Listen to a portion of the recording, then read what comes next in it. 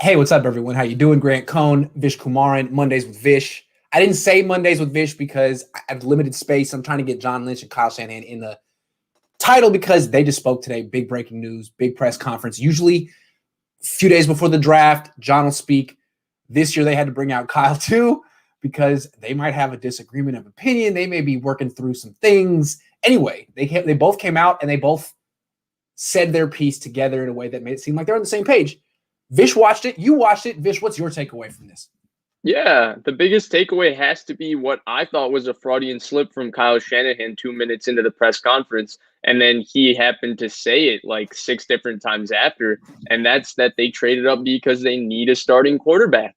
And if they need a starting quarterback, I think that tells you about the current quarterback they have and how they feel about him. Because that was a And different message like a month ago. yeah, When right. I was in Tahoe in the Stinger, they were like, hey, we love Jimmy. It's not about that. Right, Like, right. yeah, Now they basically told you how they felt. And the yeah. funny thing to me is that if you remember actually yesterday, one of our conversations, because you came on my show, shameless plug, Wake and Vish Sports, subscribe if you haven't, Subscribe. but you came on my show, and one of the things we talked about at the very end was this idea of them trading up this much to go get what's maybe the third best quarterback. To me, Right. it tells you all about their feeling of Jimmy Garoppolo. They were so convinced they didn't want to go into another season with Jimmy Garoppolo. And Kyle Shanahan outlined it a little bit that injuries was the main reason today in the presser. But he straight up told you they're looking for their starting quarterback. They needed a starting quarterback. And he made whatever move he felt was the most prudent to go get one. And also, it felt like they've been really trying to protect Jimmy Garoppolo's trade value or feelings or both for a long time. But today, Kyle was like, yeah, there's five guys we feel are basically better than Jimmy in this draft right now. It's like, oh, really? The top five quarterbacks in the entire wow. He said we have five guys we believe that can be our starting quarterback. He did say that within the presser. That tells you that five guys better than Jimmy right now. That's tells you what they think of Jimmy. And the answer about the Jimmy question, in terms of, hey, can you tell us if Jimmy will be on the roster next year? I mean, Kyle was a little bit on edge today, which I liked because I feel like on edge we got probably the most. Like Kyle's always honest, but he was extra honest because he wasn't trying to ramble and cover up what he was saying. He was to the point and straight. And yeah, he basically told you how it is and how he feels about it. I mean, I don't even know if people are going to be alive on Sunday. So no, I can't guarantee anybody being on the roster on Sunday. Tells you all you need to know. Yeah.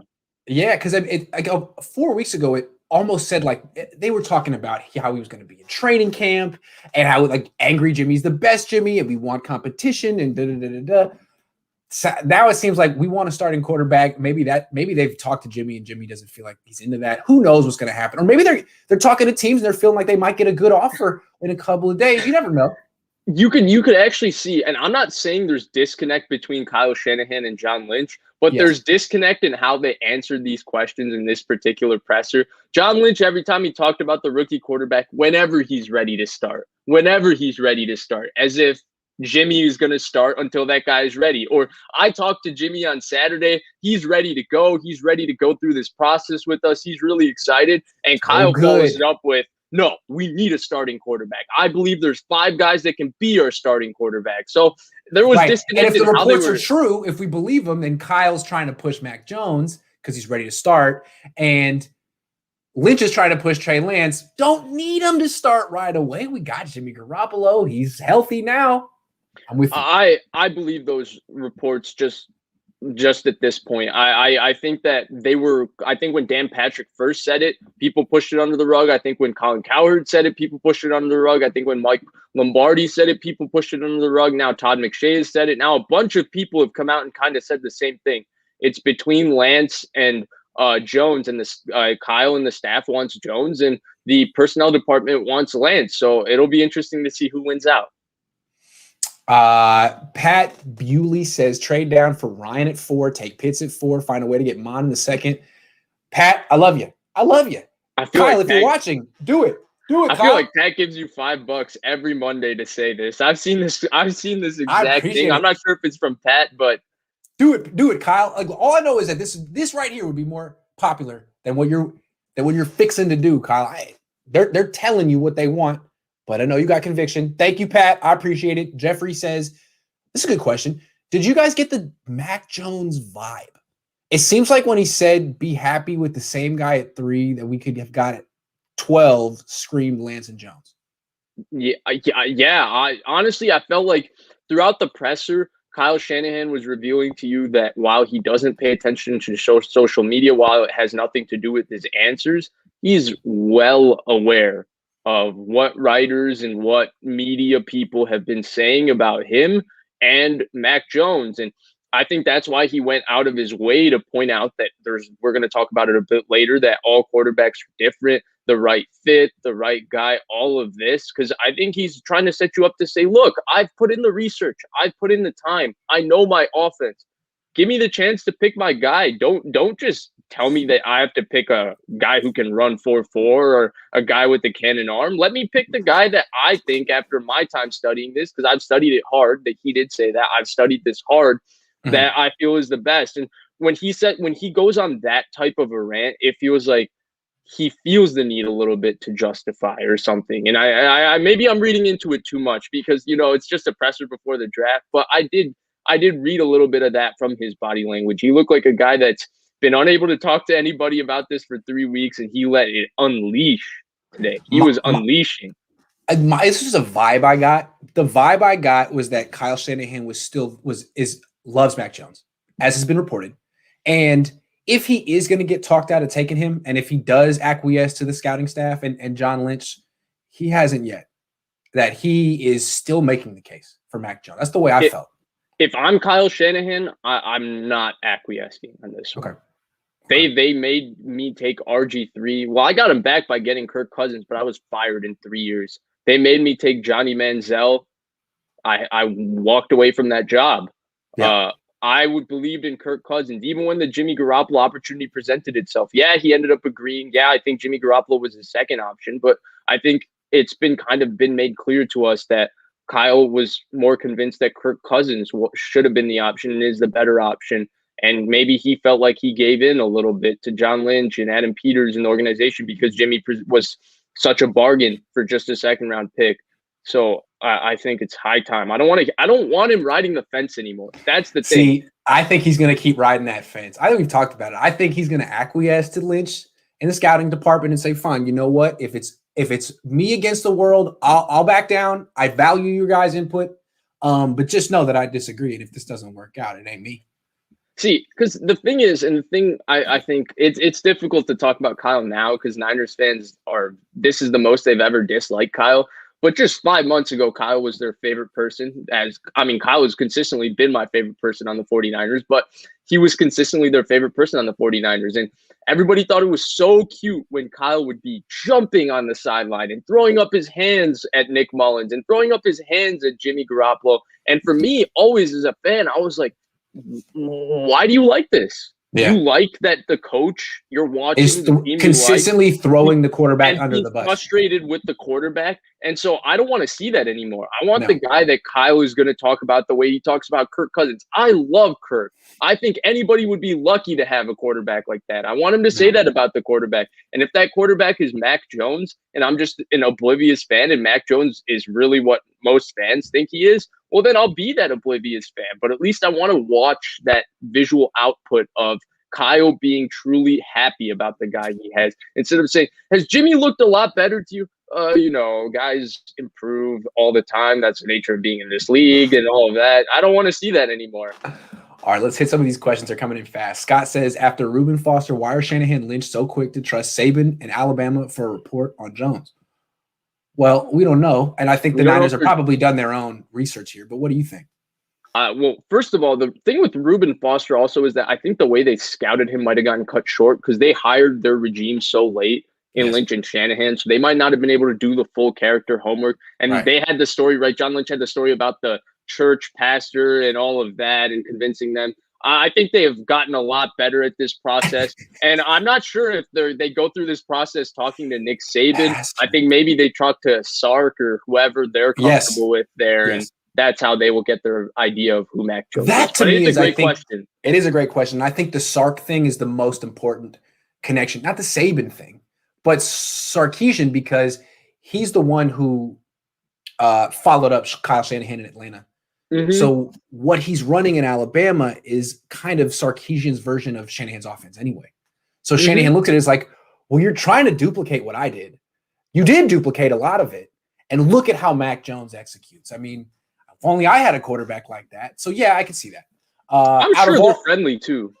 Yeah, I would imagine. I'm sure they've been in communication for years because Sarkisian probably originally reached out to him and said, please help me run your offense. Yeah. please. But I think that is the question, right? Because Mac Jones is probably the one guy that you do need to ensure that his background is clean. So you have to make sure that. Yeah. All right. Nick says, out of all the questions you could have asked Shanny, you choose Mike McGlinchey. Why? First of all, that was Vish's I asked question. for it. Yeah. Vish was like, hey, ask about McGlinchey. I was like, hey, fair enough. And the way I looked at it was, yeah, everyone asked about quarterbacks, and everyone else did ask about quarterbacks, and that's what's on their mind.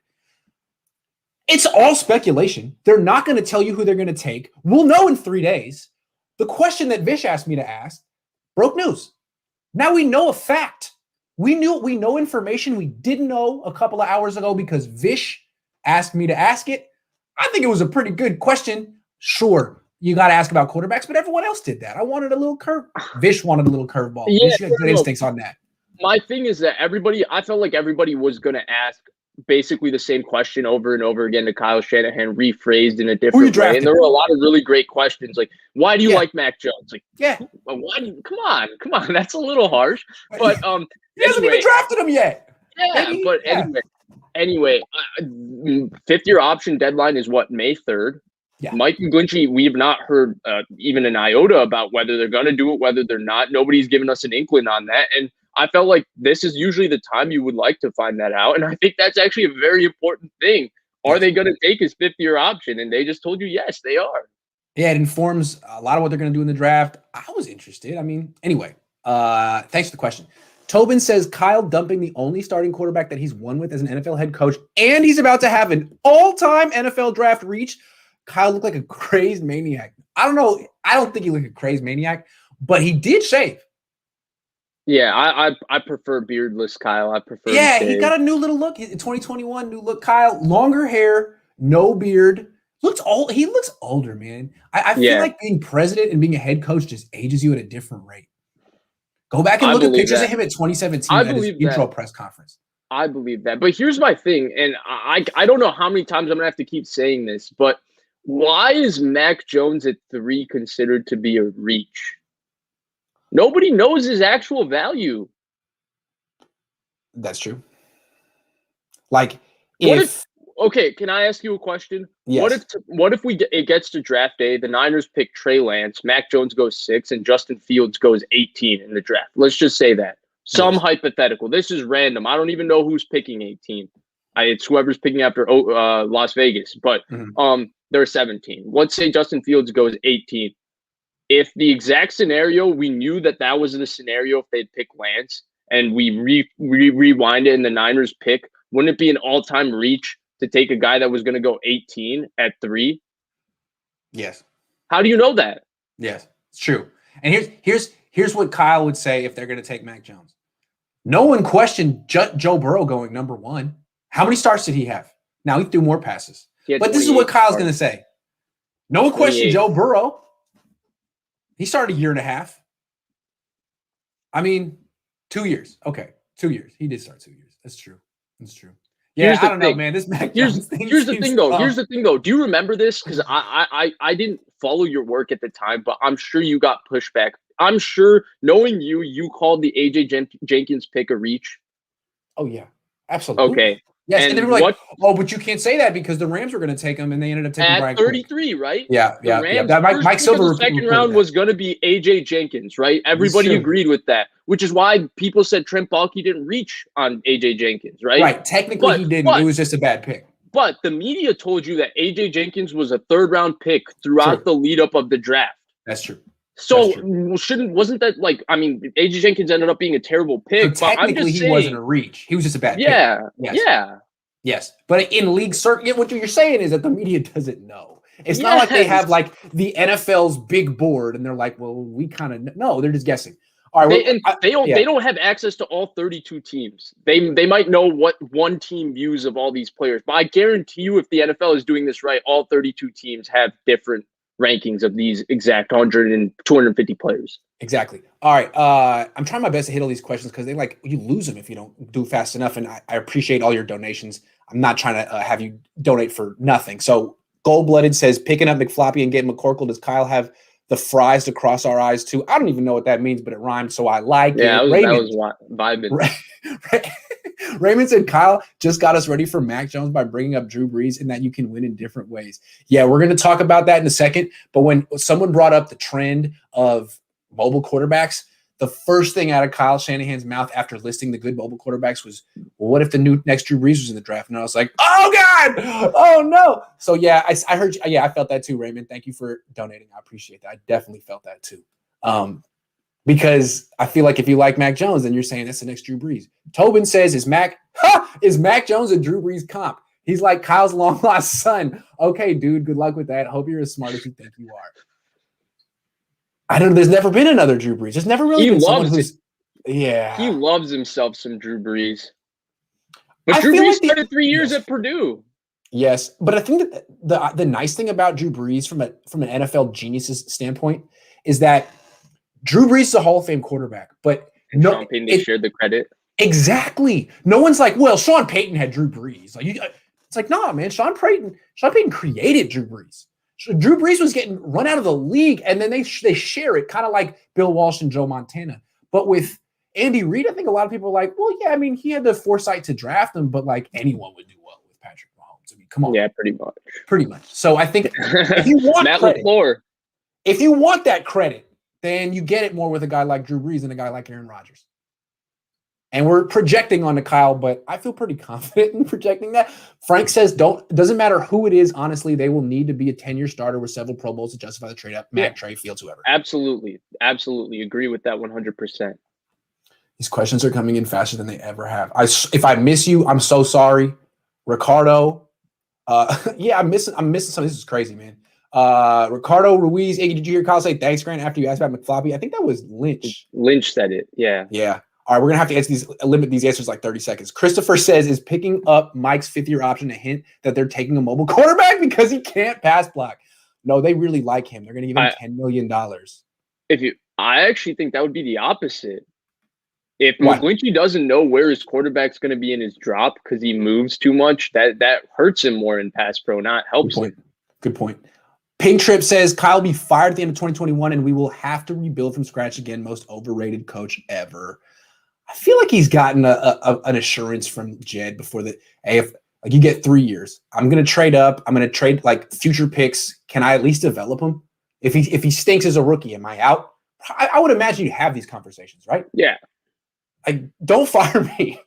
Let me do this. Like, give me 3 years. You trust me. Right? Don't fire me. Don't fire me. Hey, can we have a meeting real quick? Gold Rush says people confuse mobility with always escaping the pocket. Jones' mobility lies in his ability to slide in the pocket. Perfect footwork, puzzling to me. Yeah, I 100% agree with this.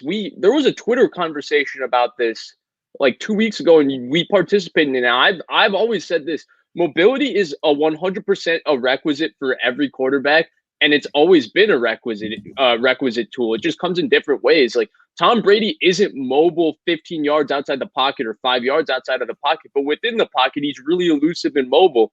If you're a statue and you stand in one spot like Jimmy Garoppolo, you're not mobile. But if you can function within the pocket and move, you can avoid contact and still be a mobile quarterback just in a tighter space.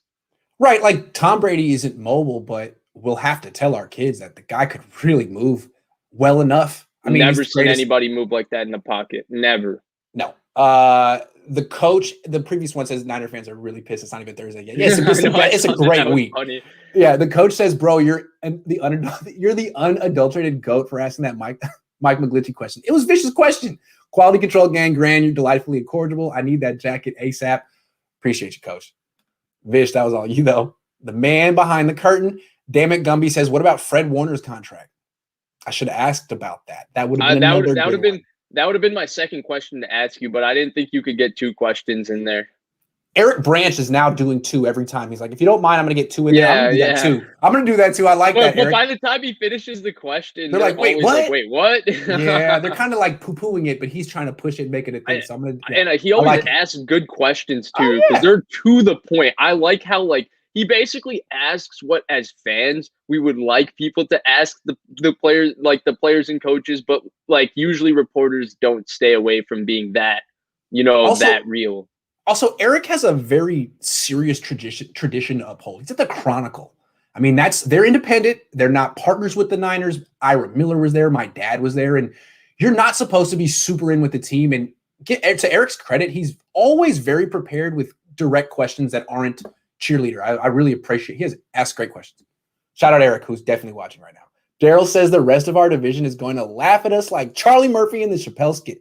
Get ready to enjoy the last place for years to come. Yeah, I got to think that if the Niners take Mike McGlinchey, a lot of people in the league privately will just get like, Mac Jones. Oh, yeah. What did I say?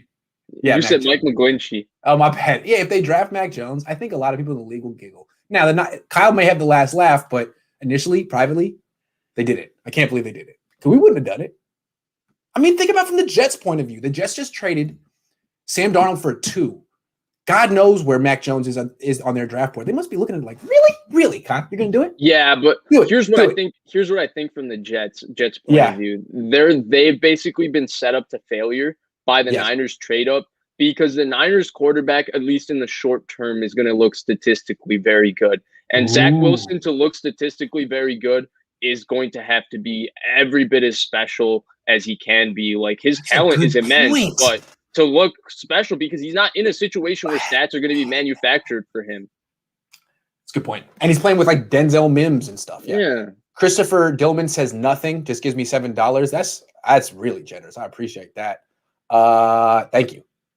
I can't 5-star hustler. Ooh, I like that. 5-star hustler says, are we as fans out of line for not trusting Kyle with quarterbacks? I mean, he did take Beathard in the 3rd. I think it's fair to not trust him. Burden of proof on Kyle. 100%. And because like he passed on Mahomes and Watson, he's definitely not above reproach. What I do push back on is that like when you haven't watched like every throw of all these quarterbacks and put the time in, and you're just going off an opinion because the really good media experts tell you that this guy is good or this guy is bad. I don't think that's fair to say, well, Kyle Shanahan doesn't know what he's talking about because Mel Kiper said that this guy is way better than this guy. So I also believe I don't think that's fair to players and coaches who do their job. I don't think that is. This is the most furious barrage of donations and questions we've ever gotten. I'm doing my best to hit all of them. I think I probably missed it. So StreamYard does a thing where it's like you like lose comments after like I don't know why. I don't know what that is. Anyway, I'll have to talk to them at StreamYard. Geez. Okay. Peyton Wisdom says just tuned in, assuming Kyle said we're taking Pitts. Yay. Yes. The Cliff Notes version is the Niners are taking Kyle Pitts. Yes. Jeez, Grant, you needed 3 questions because you should have asked about, are you considering Kyle Pitts? I felt dumb, but are you definitely taking a quarterback with the number 3 pick? Because there's still time to say no. I guarantee you John Lynch would have taken that and been like, Kyle's a really special player. He's as good as anybody. But, we feel like we need to address the quarterback position here. And we, our scouts or personnel, we've done a really great job over this past few months. Yeah. Matt says Wilson, Fields, Mac, and Trey. Who's the 5th guy? They have to know they can't get Lawrence. Maybe they did fall in with Mond or Trask? No, I think they meant Lawrence. I think they did mean Lawrence too. Okay. Brandon says you want to find Drew Brees who moves like Lamar Jackson. That sounds like Fields or Lance to me. That just sounds like the ideal quarterback in the world. Yeah. That's what he's saying. Like Drew Brees that moves. The platonic ideal of quarterback is that. Yes. He keeps saying these things. Like in an ideal world, you want the biggest, strongest guy with the biggest, strongest, fastest arm, and you want him to move. Yeah, right. He keeps saying these platonic ideals, and people keep matching them with one quarterback. But yeah, Drew Brees that moves like Lamar is the greatest quarterback ever. Jeffrey says, how long does Shanny have if his handpicked quarterback is a bust? Well, it depends on the level of bust, right? I mean, if he's awful, then not long. If he's not quite good enough, maybe a long time.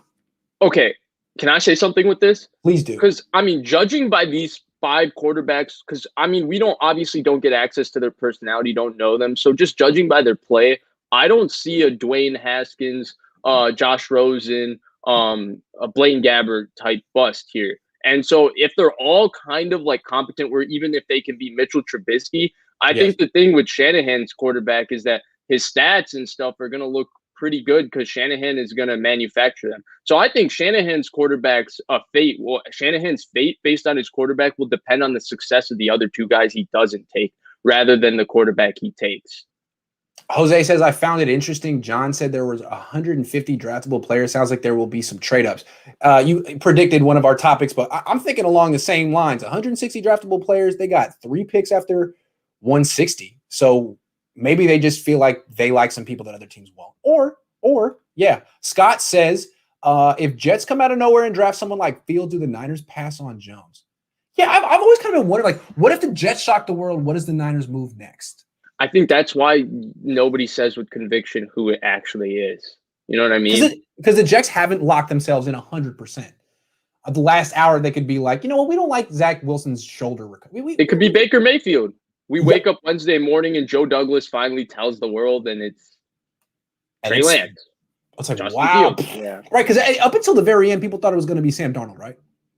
I think the week of the draft, because the rumor was that John Dorsey knew and hadn't told anybody, but Jimmy Haslam was like sitting with Sam Darnold's parents. What a good guy. Sam Darnold came and did his pro day in the rain, and he threw screen passes in the rain and didn't miss a throw, blah, blah, blah. Sam Darnold's the greatest thing ever. Such a great kid, blah, blah, blah. And then bang, week of the draft, everybody's mocking Sam Darnold. Few people are mocking Josh Allen and Baker Mayfield.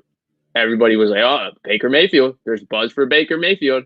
And could happen. Hey, Baker Mayfield goes number 1. That's good historical reference there. Josh says, Grant, you got to convince them why Trey Lance should be the pick. You said it in an earlier video, but I feel like people still don't understand and have not done their homework.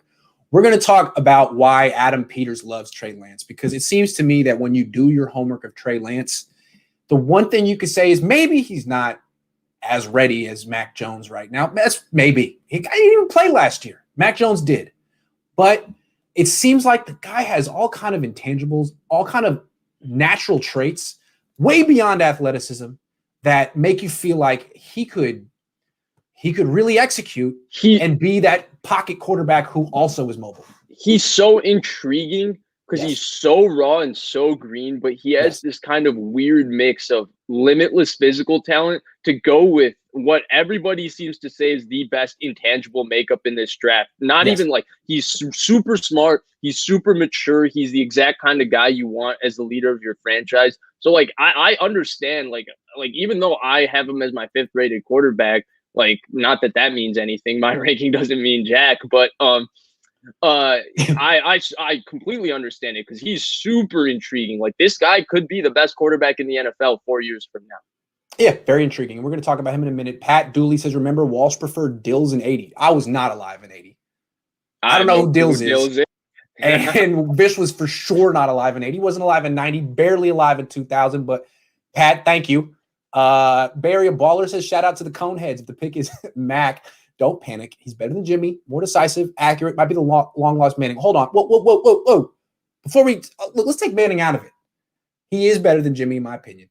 More decisive, accurate, cheaper, younger, healthier. More athletic. All the things that people say about him not being athletic, he's more athletic than Jimmy. Oh, the other thing about him, they talk about his footwork. Footwork is totally learnable, trainable. It's learnable. But the foot quickness, he had a very good set, a 3-cone. He had a very good 20-yard shuttle. That is not coachable.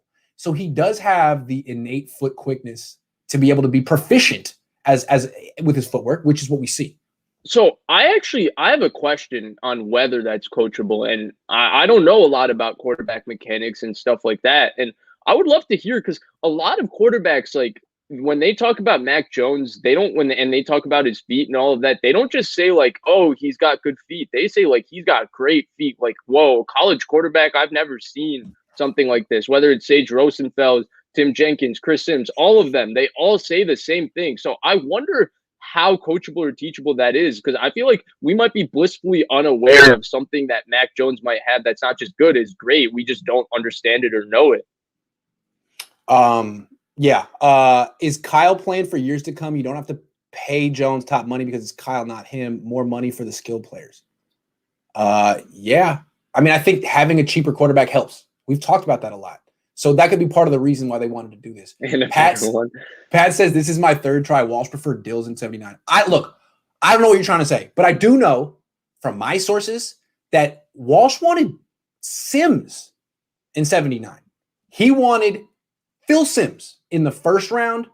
I forget exactly where he went to college, a smaller school. Didn't get him. Morehead State. The Giants got him. And I don't even know if it was Walsh who wanted Montana or if it was Tony Rosano, someone in the Niners front office who went to Notre Dame. That was sort of like the plan B, and it was in round 3, and it worked out pretty well. So I don't know about Dills. Let me ask you this. Wouldn't Walsh have been right if he took Phil Sims?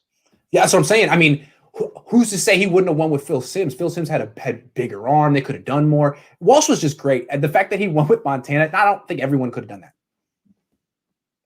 Yeah, absolutely. But I don't know who Dills is. Boom. Oh, you just passed him. It's called pocket awareness. You passed the guy who had some question about why do people hate Mac something. This one? No. My bad. Hold on. Yeah, my bad. Hold on. Where are you? Dang, man. Oh, wait, not that one either. It's all happening very fast. Oh, it's from Zacchaeus Rivera. Okay. Why is Mac such a bad pick? Only quarterback prospect with near NFL experience. Lance and Fields are gambles. Physiqueness with Mac. Why is TB winning Super Bowls? Yeah, it's the shirt with the beer gut, man. I swear it's got to be that. People are way too mad about him. And dude, these two guys, they don't just look like quarterbacks. They look like middle linebackers. Both Lance and Fields are just built and put together. And Yes. But Zach Wilson isn't. Zach Wilson looks like he's 11. Like he looks like my nephew who was born in 2010. But yeah, I think it's that picture, man. And I would say Lance and Fields have kind of NFL experience, near NFL experience in their own ways too. That's what I would say. I mean, you could argue that the limited experience Trey Lance had at North Dakota State is the closest. Is more relevant, whatever you want to call it. Johnny, you could also Go ahead. Sorry. No. Go ahead. No, you could make the argument that Justin Fields had the most adversity, and like overcoming adversity is the most important thing for an NFL quarterback. So it's like you can make an argument for all of these guys. Just pick a guy you like and say the other 4 guys suck, and tell everybody else who likes the other 4 guys that they suck. Why you really like that guy. It's so impossible to scout quarterbacks. There's a million variables, and you go in circles. Johnny Green says I'm not sold on Mac Jones, but damn, Shanny has to know it's an unpopular pick, and if he does take it, takes cojones, and that's a characteristic I respect. True. Honestly, if he takes Mac Jones, I'm going to have more respect for Kyle Shanahan. And I'm not saying he's going to be wrong. I just can't wait to see the fan meltdown. That's all I want. I'm not saying he's wrong. I'm not going to – I'll give him an F. I'll definitely give him an F. Knowing you, you're going to be the voice of reason if he takes Mac Jones with Mac Jones. And maybe I won't give him the weirdest thing I've ever seen. Maybe I'll take it. Maybe I'll take another approach and just really appreciate it and be like, you know what, guys, we're jumping to you know what? It's going to be okay. I mean, to be fair, you did predict Mac Jones, but you also predicted Trey Lance and you predicted Zach Wilson and said you would take Trevor Lawrence. So outside of Justin Fields, you've really covered your ground it's a veteran move. It's a veteran move. I did predict Mac Jones. I have since predicted Trey Lance. The original prediction was Zach Wilson. Trevor Lawrence is the target, though. I think if they can find a way to get him, they should probably do that. It's called pocket awareness. Is it? What is it? When we were talking about the fee, I think it goes beyond that because like you can feel pressure and be aware, but you still have to be quick enough to move and find that kind of space and while keeping your eyes down the field. I think it's a harder thing to do than it's given credit for. I think we're almost getting back to our show. I think we've almost done this. Hold on. Carlos says now is the time to have the outburst and convince ourselves it's Mac as a Niner fans. I see. Is this why they're doing it? So the Niner fans can get all the negative emotions out and they'll be more receptive if it happens on Thursday night? Well, I mean, I don't think so because they've been telling you it's Mac. The media's been telling you it's Mac for a month and a half and people just didn't believe it. McVay preferred Montana. Okay, good call. Yeah. Like Sean McVay's grandpa? Yes, good call. Pat Bewley's all over this. Good call. Mike says, why not trade back to Miami if they would get their 6-18? So Miami can go back to 3. Wouldn't it be amazing if Miami went from 3 to 12 to 6 to 3? I'd like to see it. Why not? I don't know, Mike. That's very creative, but that would involve the Miami Dolphins going full circle. Maybe they'll do it. I don't know. I was an English major. That's too much. Matt says, if you're Lynch, wouldn't you want to make it known that the QB was picked by Kyle to save your job if he busts? Most think Lynch's first one gone, quarterback bust. Yeah, that's what I think. I feel like there's either Lynch is going to go along with what Kyle says, but be like, Jed, I didn't want to do this. Or Kyle's going to go along with what John Lynch has to say, Jed, I didn't want to do this. And one will be ultimately held responsible, not both of them. I don't know if they'll play the league game right now because it's still fresh and they all will believe in the guy. Just wait 1 year from now if he's a failure.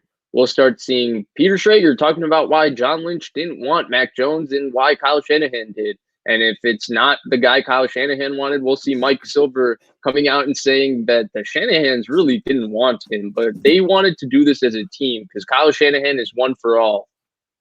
Okay, so we're 35 minutes into the show. We've done one topic and answered 35 questions. So generous. Let's get back on. We can go till 3 because at 3 I got a mock draft show with Jack Hammer and a special guest. So back on topic. Second takeaway from this press conference. Asked point blank. Very good question. Was it from Cam Inman? I forget who it was from. But someone said, no, it was Eric Branch. Eric Branch. Shout out Eric. Yeah. Of course, it was Eric Branch. He said, it was the first question of 2.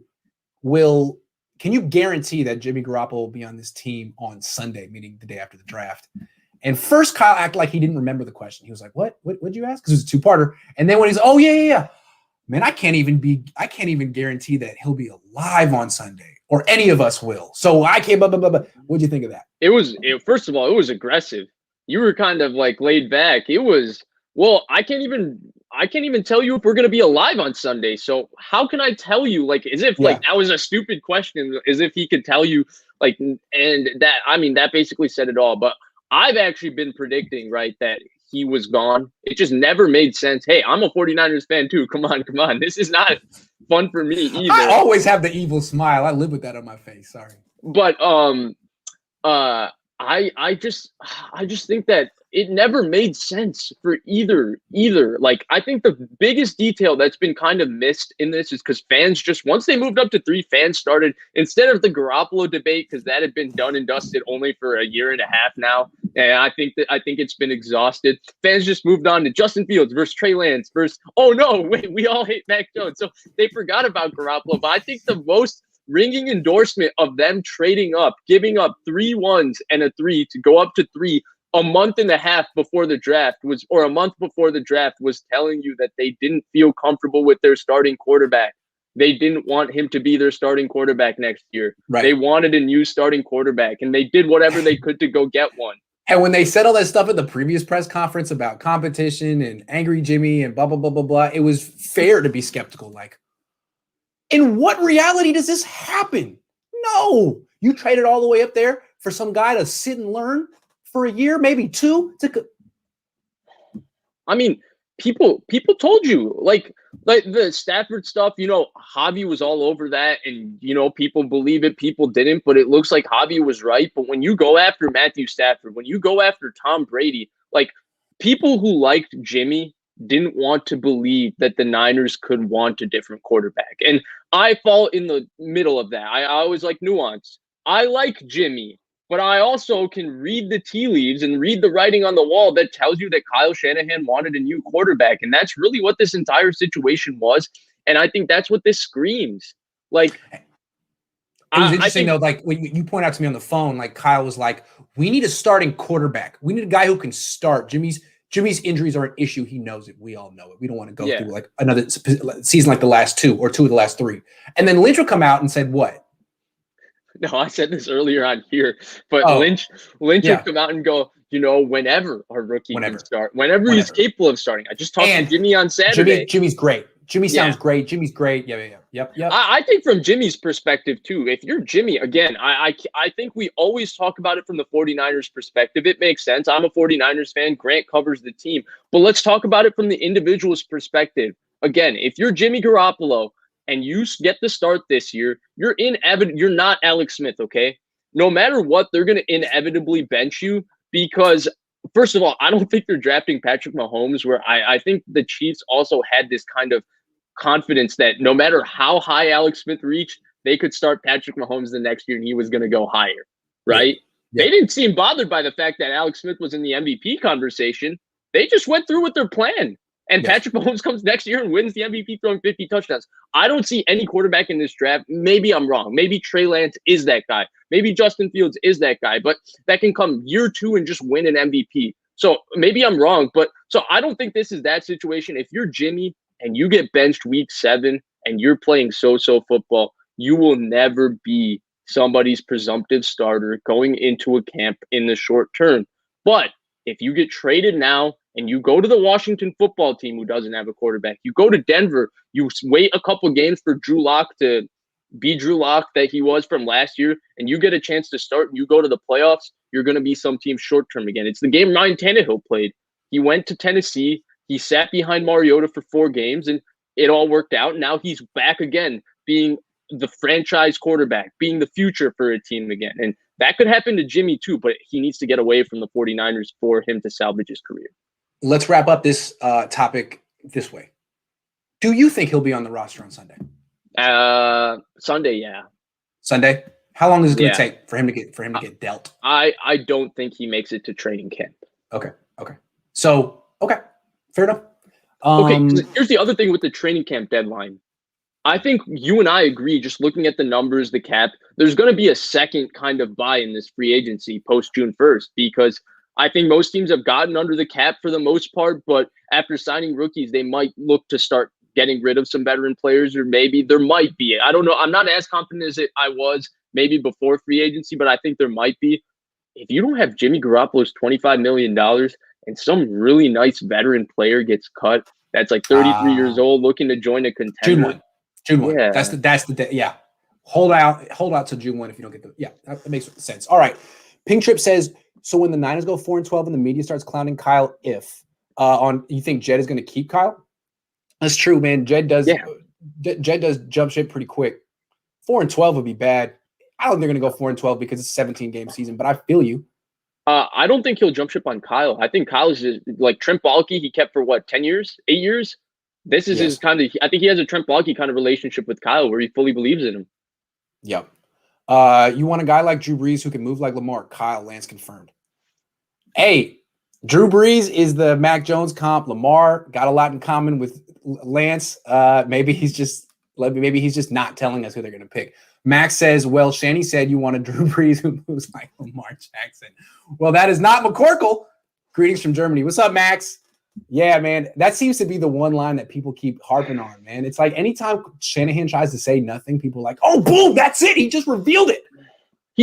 Shanahan should just say, like, I want Nick Mullins mixed with CJ Beathard. Oh, wait. That's David Sills. That's Justin Fields. Maybe Kyle Shanahan is trying to get fired. Draft pits. Yeah, I'm trying to help him not get fired. I like that we're all on the same page on that one. Pat Bewley again. What's up, Pat? I'm insulted you guys called me grandpa because of my knowledge of 49ers history, but I easily could fit in your age range.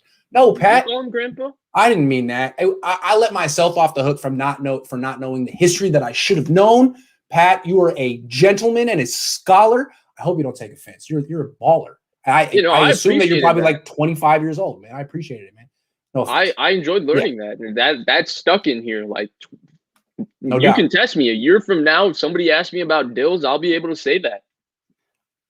Yeah, that's right. Okay, I think it's time. I think it's a good segue because a lot of people have been talking about the template that he wants Drew Brees mixed with Lamar Jackson. I mean, who doesn't? So, what is your interpretation of what Kyle Shanahan said with those words?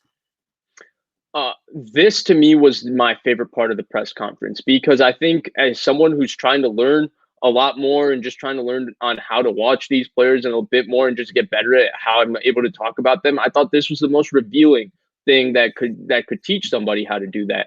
And it's a conversation you and I have had on the phone, like when we talk about these quarterbacks, because there's so much unknown. It's like, I always ask you this question, and I still ask this question. How do you know which guy is going to improve on what? And how do you know which one is more improvable than the other thing? Right. You just don't know. And right. When you look at like the top 10 quarterbacks, you can say this. I think they all come in different shapes and sizes, and they all do it in different ways. Just because a guy is 6 foot and can scramble doesn't mean he's the next Russell Wilson. There's a lot more to it. And I think that what he said was the most interesting thing, because he said, yeah, you're always looking. Okay, you say this guy has athletic quarterback with a strong arm. How many athletic quarterbacks with strong arms have failed? Paxton Lynch, right? 6'6", huge arm, athletic, flop. Jake Locker, 6'4", huge arm, pro-style offense, Sark, flop. Like, there's a lot more examples of this that just haven't been mentioned because Justin Herbert just succeeded and Josh Allen just forget succeeded. that was Sarkisian at Washington, head coach. Yeah. So like, there are examples of this, right? And then there's examples of the pocket quarterback failing, Josh Rosen, Dwayne Haskins. So what Kyle basically revealed to me is the most interesting thing. He's like, you got to know whether the guy has the ability to be a top 5 guy. What his abilities are, you have to understand them. So, like, what the abilities that make a top 5 guy, I don't think you can say. Like, let's look at the 5 guys right now. Patrick Mahomes, right? Maybe the most flexible arm we've ever seen, with unbelievable arm strength, unbelievable ability to throw off platform, all of that. And then he can process information so fast, so tough. He's perfect. And he's a good decision maker. Right. Which has nothing to do with intelligence. Right. Aaron Rodgers, Aaron Rodgers, like, quickest release ever. I would say he's different from Patrick Mahomes, and especially now because he basically doesn't really play off schedule anymore. He plays basically from the pocket without setting his feet, throwing quicker passes and playing an RPO offense. So they're different. Then you look at who else is there? Josh Allen, right? Huge, big guy, massive arm. And he plays a different style from these guys. Murray, he's the best in the run game, right? Yeah. So Russell Wilson then is his own style. So they're all so different. It's like, I think that point is so important, and it's so important to understand. I'm not saying that this means that Mac Jones is going to be a top 5 guy, or this means Trey Lance is going to be a top 5 guy, or anything like that. I just thought that was super interesting the way he said it. And he told you something else that I thought was interesting, that Breeze would still be a top 5 guy today. And Breeze, at the end of his career, was basically a top 10 guy. Lamar Jackson 15 years ago would be a top 5 guy still. So I thought those things were super interesting, because I feel like and that black and white, and I'm a big nuance guy. Everybody knows nuance is like my favorite word, but I feel like going through this entire process and really watching every throw of all 5 of these quarterbacks, because the Niners are going to pick them and all of that, I learned, like, basically that I couldn't tell, like, I had this kind of ranking, but you could convince me Trey Lance is better than Justin Fields and Mac Jones, even though I have Mac Jones and Justin Fields ahead of him. And you could also convince me Mac Jones is better than Justin Fields, Zach Wilson, Trey Lance, and even though I have them ahead of him, because I found that it's not black and white at all. There's so much gray. Each one of these guys has a set of strengths and a set of weaknesses. And I thought that was super interesting, because Kyle is looking for the set of strengths that he could turn into a top 5 guy. What are those strengths? We don't know. Right. And the idea is there is no template. You can't get, it's not like you're picky. We say, like, there's not enough quarterbacks that are good in the world to begin with. There's no template. What you're just looking for is what I think is the guys with the most natural ability coming out. And the thing that's crazy about quarterback is athleticism is only a fraction of the natural ability you need. Only a fraction. You need maturity, drive, intelligence, decision. You need all this stuff that, like, 50-year-old CEOs need. You know what I mean? And you're 20. And you're 20 and you're an athlete. Yeah, and you talk about this natural ability, right? This natural ability isn't just natural talent. There's 20 abilities that you need. 20 of them. And so and no one's going to have all of them, but, like, which one has the most and which one's – so that's why the league is so bad at it. We got to move on. Grant, how many people look for the next Joe Montana? Like, wasn't Rick Mirror supposed to be the next Joe Montana? How many guys got drafted too high because Joe Montana existed? Exactly. Yes. Will Craig says, if they get Lance, would they get rid of Jimmy? Big argument has been Lance needs time to develop. Another argument to get Jones. Well, maybe that's why Lynch is saying, Jimmy's looking good, because he's pushing Lance theoretically. So we had a conversation about this actually in January, the first time we talked about Lance. And I said, even if you draft Lance, get rid of Jimmy. And we haven't really talked about that scenario, but I still am sticking. I'm still sticking with that. I'm cool with that. Start Lance, because Lance has already not played 1 year. You don't want to sit him again. And then the other thing is, Lance is really good in the short game. That's actually his biggest strength, and that's what all you do with Jimmy. And then you add the element of the run game. Yeah, absolutely, play Lance. David W says double jeopardy in 21. Rookie quarterback plus injury-prone vets. Dolphins may be smiling with those 2 top 10 picks. Don't discount that possibility. The Dolphins think they won this trade, and things could get very good for them if the Niners have another injury-plagued season. Rookie quarterback, Dave, that's a really good point. I mean, we don't want to predict and expect the worst, but you have to at least be cognizant that it's a possibility. Good point. Quickly, dude, when they come in fast. Mike says trade Cincy at 5 and get their 38th as well. Take their quarterback. Then trade 36 and 43rd Raiders to get great corner. He wants Joe Burrow. You think the Niners can get Joe Burrow? I think he meant take the quarterback there. Oh, at there. Okay. Yeah. Okay. But I Sure. don't. Since he has never traded in my life. If I remember, they just stand there and take the BPA. So I don't think Cincinnati even has a scouting department. I think they just don't have one. I don't know what that's about. Peyton Wisdom says McGlinchey in the 3rd for Julio Jones. I should be a GM. This stuff is so easy. Yeah, boom. Lock it in. McGlinchey and a 3rd for Julio. Easy. Maybe just McGlinchey for Julio. Pink Trip says, if no Jimmy due to injury or trade and we have to go with one of other quarterbacks or the rookie, what will our record be? Grant, prediction, please.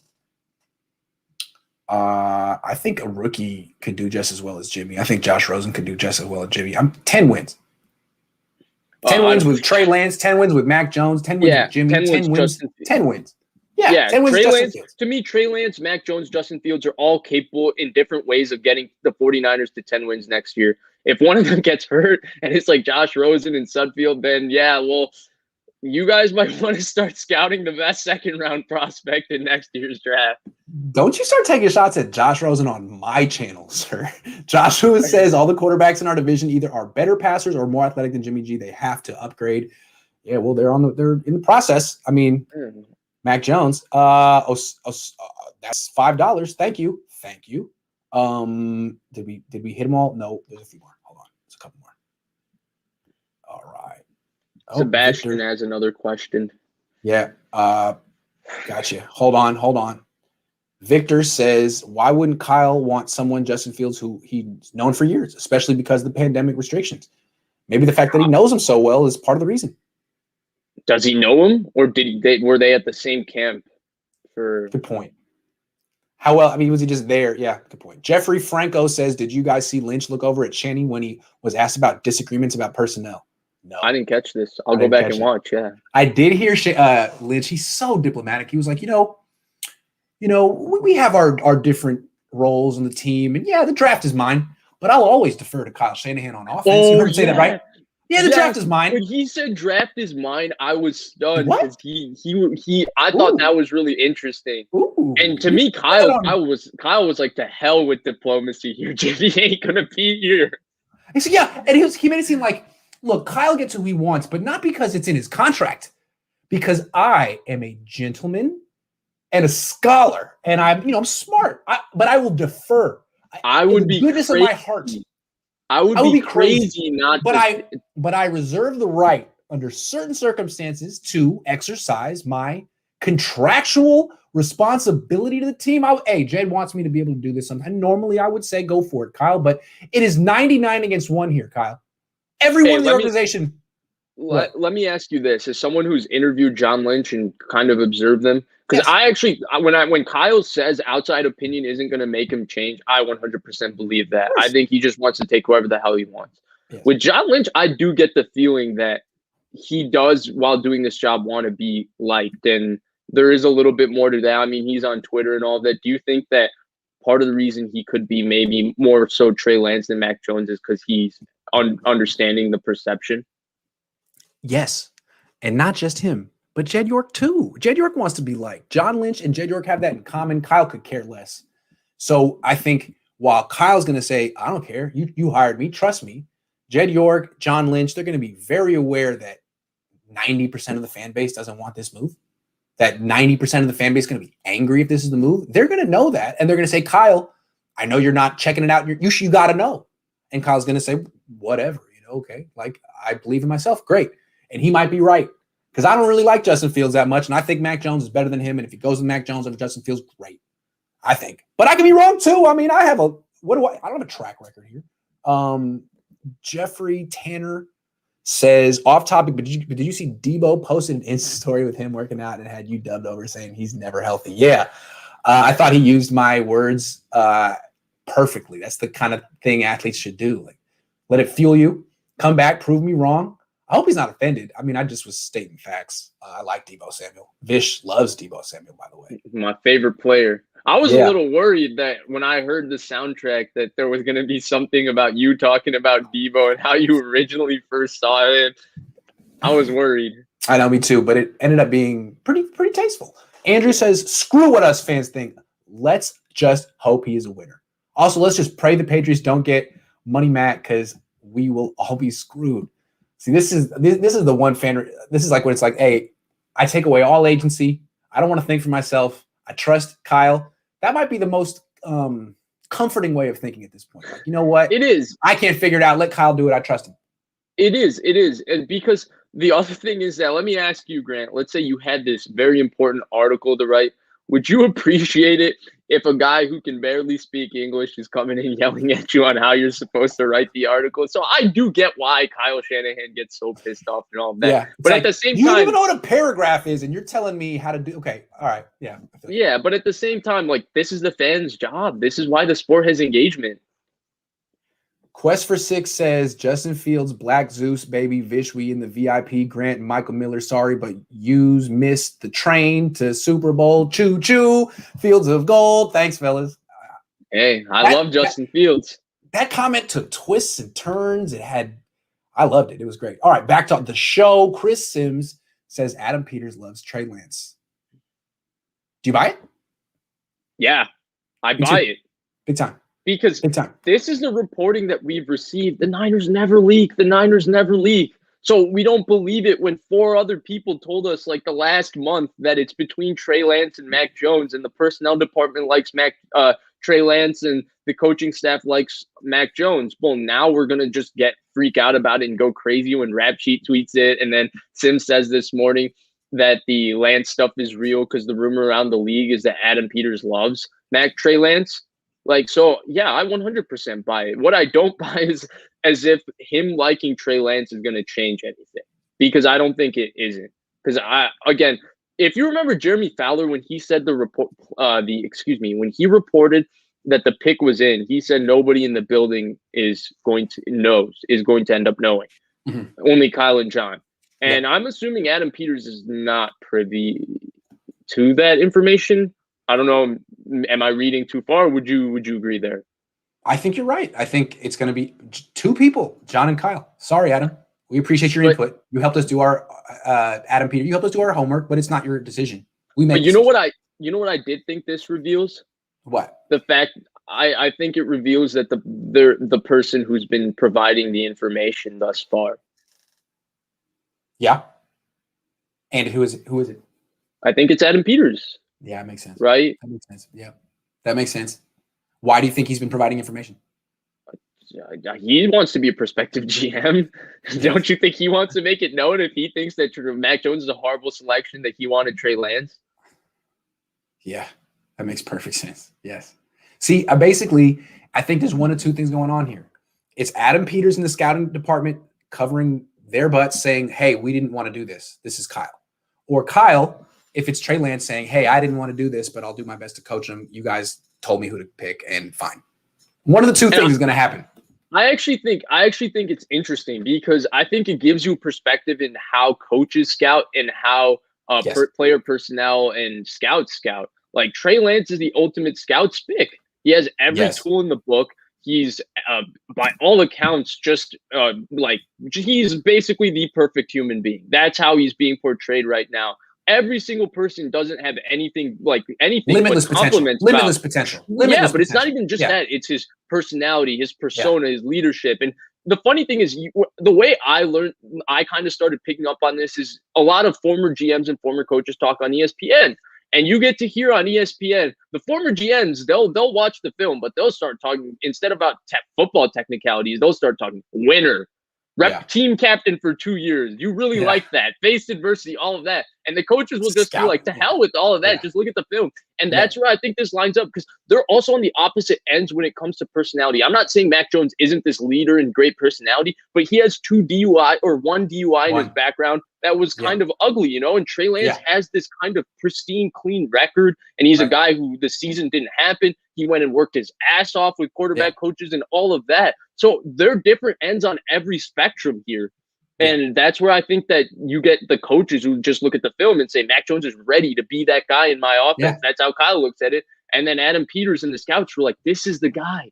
The tools are there. You just and from a coach's perspective, it's like, you're telling me about potential. You're saying he's going to be this good, but you're just giving me an impossible homework assignment. It's my responsibility to bring the potential out of him. You guys know nothing about coaching, so you just tell me it's there. How can you even prove that he has the potential? He played 17 games at North Dakota State, hasn't played in a year. What if the potential you think is there isn't there? Then what happens? I get fired. I can see it on film with Mac Jones. Just give me who I want. That's how I can see. I'm with you on that. The funny thing is that with Mac Jones, and even Justin Fields to an extent, because the Big Ten got cut in half, the experience with all three of those guys is actually a giant question mark. Maybe another time we can talk about the entire study I did last night with all the pass attempts. But Sal Jeezy says Mike Shanahan is making the pick. Kyle just goes with what he says, which is Mac Daddy Jones, unfortunately. We'll see, man. I just still think they're taking Trey Lance. I don't know. I think there's so much pushback from the whole world. Just be great. I hope they go against the whole world. So I think the way I read Kyle is that I think he has the utmost reverence and respect for his dad, but I don't think he looks at him. I think he's his own man 100%, where he wouldn't even let his dad be the one to make this decision for him. Atlanta taking offers for Julio Jones, price second-round pick, according to ESPN, NFL Network today. Lynch says they will extend McGlinchey. Doesn't mean no trade. Hey, if the Niners can trade Mike McGlinchey for Julio Jones, I'll give you $5, and I will give the Niners a standing ovation. So I'm not saying they can't do it. Zia, $5 if they do this. Forget McGlinchey. If you can get rid of Jimmy Garoppolo, you can just bring in Julio Jones. Yeah. Julio Jones' salary won't be a problem. There you go. Do it. Do it, Kyle. Pat Bewley. Grandpa Pat again. The answer is easy. Trade down to 4 and pick up Ryan. I'm cool with that. And Ryan isn't available. I don't think it's as easy as that. Easy. Grandpa Pat again. He's probably like 23. Sean Weaver says, I'm a believer in Jay Hurd. Will he play this season? That's a hilarious comment. I'm a believer in Jay Hurd. No punctuation. Will he play this season? If you're a believer in him, then yeah, he's going to play this season. Right, Sean? No, I love you, Sean. But that's why I'm not a believer in him, because the second half of your sentence, I don't know the answer to it. He couldn't make it through he couldn't make it 2 practice last year. So, but I hope he does.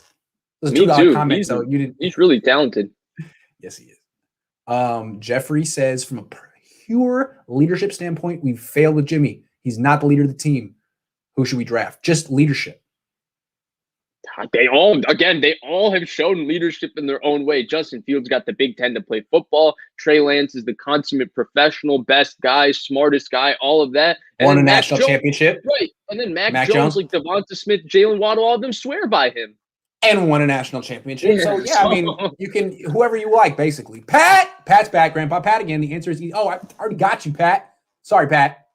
Maybe you get $5 extra to say the same thing. I think he said it twice, yeah. I really got to call you Grandpa Pat for that one. Okay, hold on. Hold the phone. Yeah, Grandpa Pat again. Kyle specific. You got another Kyle specifically said you won.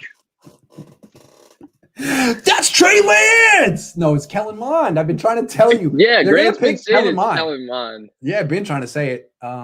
Alexander Wilson says, I was listening to Chris Cooley, who played for Kyle, and said Jones is the perfect fit for him. Plus, Cooley said Jones was the second best quarterback. Ooh. They all that know him, that's what they're saying. Dan Orlovsky played with him for a year. He's saying Mac Jones. Chris Sims, his best buddy, says Mac Jones. Sage Rosenfeld says that he was irresponsible to comment about the Niners not drafting Mac Jones because he hadn't watched a minute of Mac Jones. And then he said after watching Mac Jones, he's a really, really good quarterback, and he could see Kyle loving him. All these people have direct relationships with Mike Shanahan. All of them either played for him, know him. I'm just saying. Something to keep in mind. Back to the show. Last topic, maybe. The Niners will pick up Mike McGlinchey's 5th-year option thanks to Vish and me are reporting. What do you think of that, Vish? It's an honor to join you on this. The question wouldn't have been asked if it wasn't for you. So what do you think, man? The world would not know this information if it wasn't for you. You were pulling the strings. So I expected them to do this, but I'm a little disappointed because what I was hoping they would manage to do, and now this is just me looking as a Niners fan and from a Niners perspective and not looking at Mike McGlinchey's perspective because he probably doesn't agree to this. But what I was hoping for them to do was to not take his fifth-year option, which I think gives him about $10 million guaranteed or $12 million guaranteed. It's a little hefty, and just extend him on the spot for about $7 to $8 million annually. And that's what I was hoping that they would do. I mean, that's like me playing franchise mode in Madden because I think that's the best thing you can do, especially because clearly the Niners still have a ton of belief in him, but he did have a rather disappointing season, especially according to you. You've harped on that quite a bit, but sorry, Mike. Yeah, but the point is that I just think that ultimately, I just think ultimately they had to pick up his fifth-year option. They can't have a question mark at right tackle and quarterback, two important positions. I think they still like him a lot. They still believe in him. I would assume they put a lot of what happened to him last year on situations that were away from him, like the revolving door at the center position and the revolving door at the quarterback position. Whether that's the most prudent thing, we will see. It'll bear out over the next 2 years. But yeah, that's just kind of my take on it. It just seems like paying him $10 million for a season is rich. I mean, even if he bounces back, but if he's worth a second round pick, then he's an asset and you can trade him down the line. I get it. And I appreciated John Lynch answering my question and giving me a little shout out at the end. Thanks, John. I appreciate it. I think he was relieved that you asked a non-quarterback question. I really do. I don't think it's fair that they're getting scrutinized and crushed before they've even made the pick. No, it's not. I'm with you. Thursday night, go for it, man. Get them. But like now, I mean, come on. Man. You know what I didn't think was fair? And I actually thought the reporters did an awesome job in terms of satisfying what the fans wanted. Like we wanted those kind of questions and they satisfied it. So like shout out to all of them. That was awesome, especially all of you. But I didn't think it was fair to ask 3 specific questions about a player who's not even on their team. Like, Kyle, why do you like Mac Jones? As if, like, you can't like Mac Jones. Like, just wait till Thursday. That's a great question Thursday night. Great question. It's the first question. If he's drafted. Yes. Well, I don't think it's fair to say, like, you're not allowed to like a player. Like, why don't you give me the reasons why I shouldn't like Mac Jones? That would have been my answer. That's what Jim Harbaugh would have said. That's what Jim Harbaugh would have said that. Like, I don't have to answer to you, man. What do you know about football? Exactly. Carl says, is it safe to say this is the most anticipated draft pick of all time? Yeah. The only Mac we love is Mac Dre. Here's the thing. If the Niners take Mac Jones, the silver lining is that everyone will soon find out who Mac J is. He's probably the #1 gangster rapper in Sacramento right now. Has like a loyal underground following in the Bay. But if Mac Jones is the starting quarterback for the 49ers, a lot of people are going to know who Mac J is, and that's going to make me happy. So I'm going to continue shaking my head like I know what you're talking about, but I have no clue. I'm not following. Well, you're from Chicago, man. You got your own scene out there, although it's very violent, the rap scene. That's what I've heard. David Sir says, if the Niners pick Jones, what will the Niners and Kyle need to do in 2021 to justify the pick? Win. Not the Super Bowl, but win something. To me, the only thing that justifies the pick to fans, because they just won't be satisfied, is Justin Fields and Trey Lance being Josh Rosen and Dwayne Haskins. Hell yeah. That's right. Matt H says the perfect Grant Cohn draft is all Florida Gators. True. Kyle Pitts, Kyle Trask, Kadarius Toney, and then throw in Trevon Grimes in round 5, and we're good. That team was loaded, except for all the other players. Are we getting Marco Wilson too? Why not? Michael says, no one will blame Kyle or John if they pick Lance, even if he turns out average. Pressure's off. The world will blame him if they pick Jones and he's average. Have to shoot for upside. I think but they might look at it as that's the wrong way to perceive the entire situation. Like, why are you perceiving that Lance is automatically better than Jones? I don't know. I'm just saying, but I think that's fair. Iggy, it's this darn LG tablet. Buy Samsung. Love Grandpa Pat. LOL.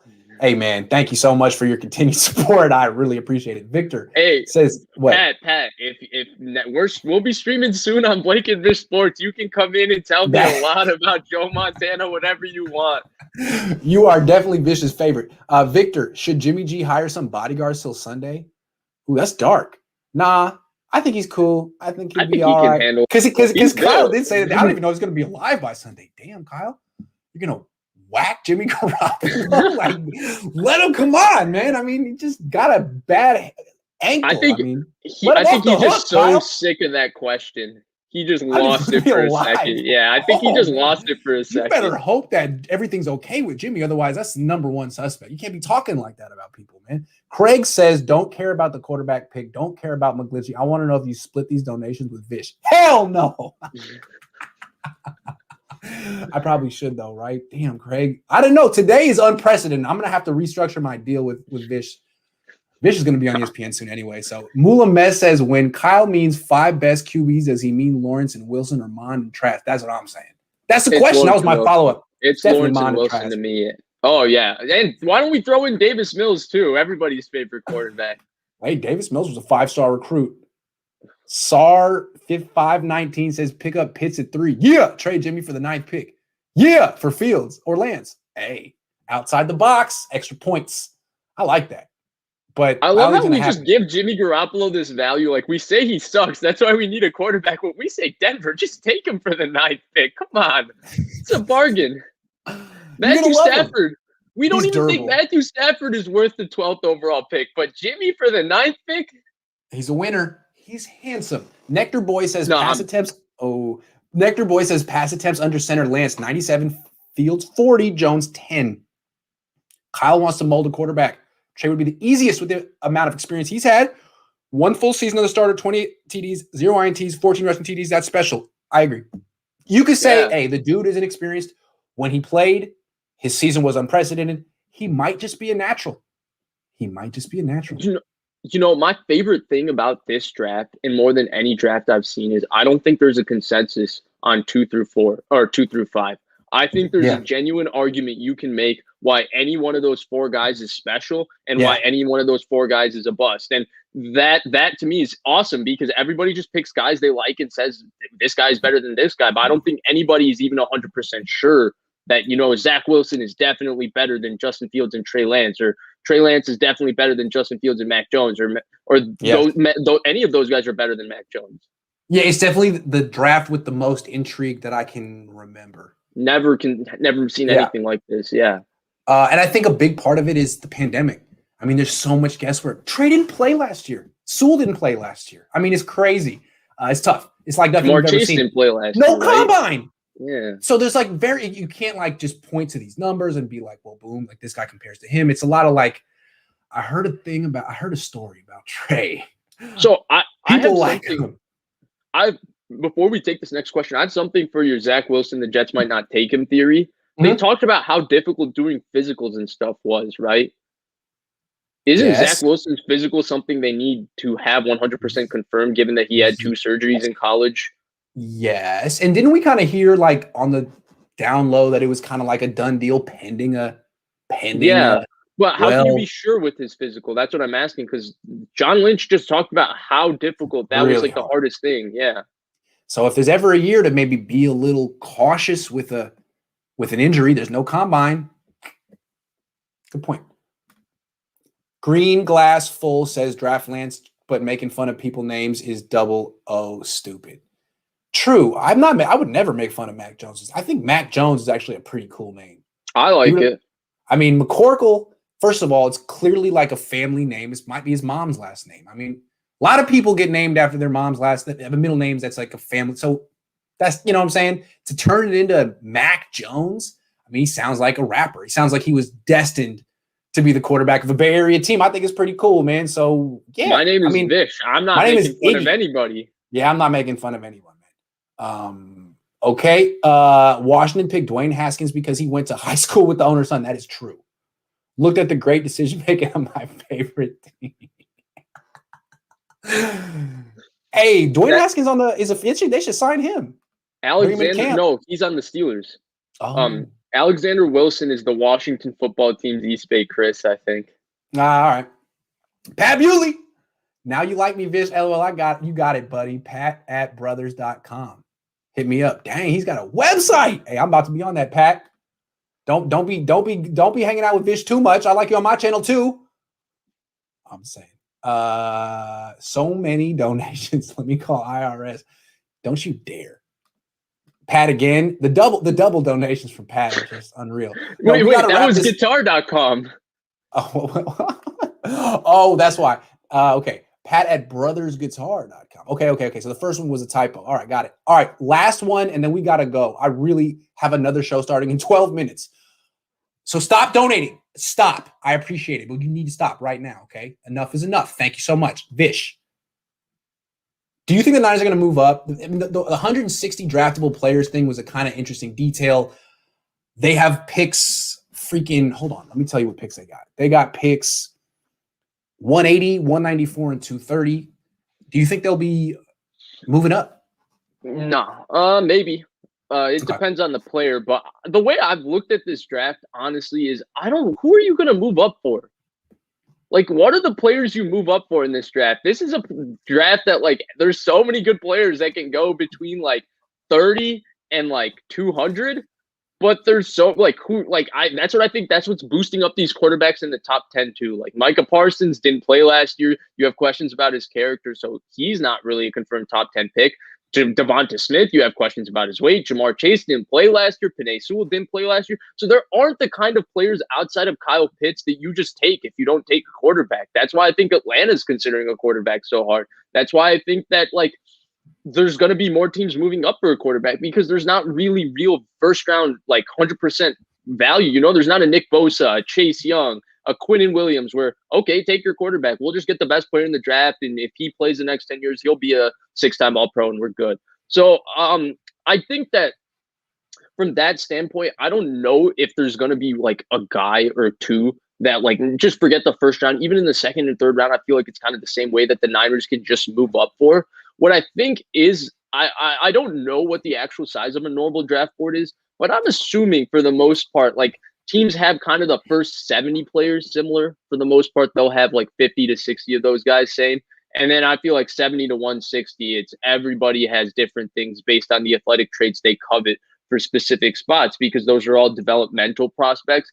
So from that standpoint, I think that the Niners could have a lot of the guys they like be there in the 4th, 5th, 6th, and 7th round. And I think another team could feel the same exact way just because one guy who's like John Harbaugh said before the Niners played the Ravens, Fred Warner was an undrafted player to us. And to the 49ers, he was a 3rd-round pick. And a 3rd-round pick they were very satisfied with even at the time for the value they got him. So it's just different between everybody, I think. It's just those late picks aren't worth much in the trade anyway. So if they were to package them, you'd be like moving up a couple of spots in round 4 or something like that. And maybe they'll do that. But I guess I'm just hoping because as someone who covers the draft every year, it's cool and I like the draft, but by day 3, dude, it's tedious.